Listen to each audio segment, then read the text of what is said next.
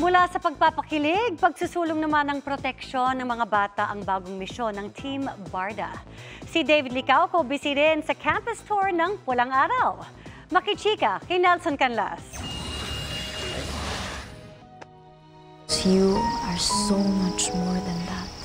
Mula nang makilala ang tambalang Barda sa hit series na Maria Clara at Ibarra, na nasundan pa ng iba't ibang proyekto. Bakit hindi mo lang nilagay mo itong mga sugat mo rito? Gaya ng family drama na Pulang Araw. Maraming kabataan na ang sumubaybay kina Barbie Fortesa at David Licauco. Dahil dito, ipinakilala sila bilang pinakabagong ambassadors ng Save the Children Philippines. Layo ng organisasyon na bigyan ng malusog na simulain ang mga bata, oportunidad na matuto at bigyang proteksyon sa kapahamakan.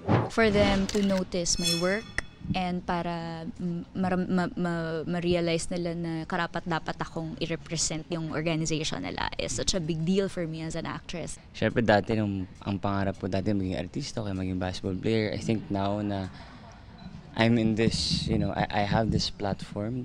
I think ang maganda na ngayon gawin is to inspire the future generation, for them to inspire.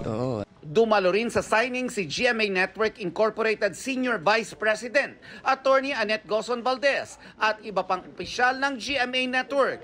Para naman sa Save the Children Philippines, dumating ang kanilang CEO na si Attorney Alberto T. Muyot, Chairperson Board of Trustees, Alicia De La Rosa Bala, at Director for Advocacy, Campaigns, Communication and Media, George Oliver De La Rama.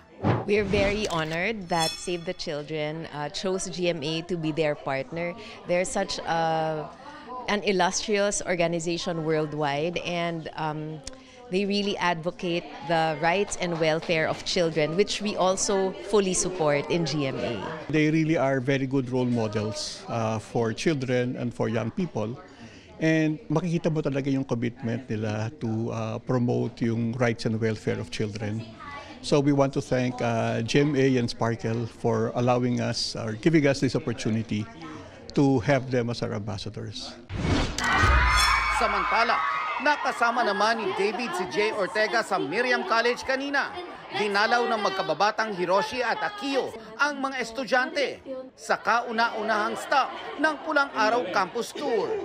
Kasama rin ni David at Jay ang ilan sa main creatives and producers ng programa. Nelson Canlas, updated sa Showbiz Happenings. Indeed, a heartwarming surprise ang handog ng ina ni Sandro Mula.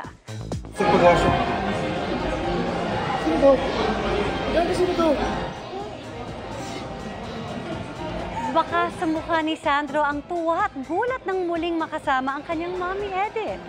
Mula Amerika, umuwi sa Pilipinas ang kanyang mommy para makasamang mag-celebrate ng kanyang birthday si Sandro. Sa caption, sinabi ni Sandro na sobra siyang grateful sa presence ng kanyang mommy Edith during these hard times. Si mommy Edith raw ang kanyang comfort and strength.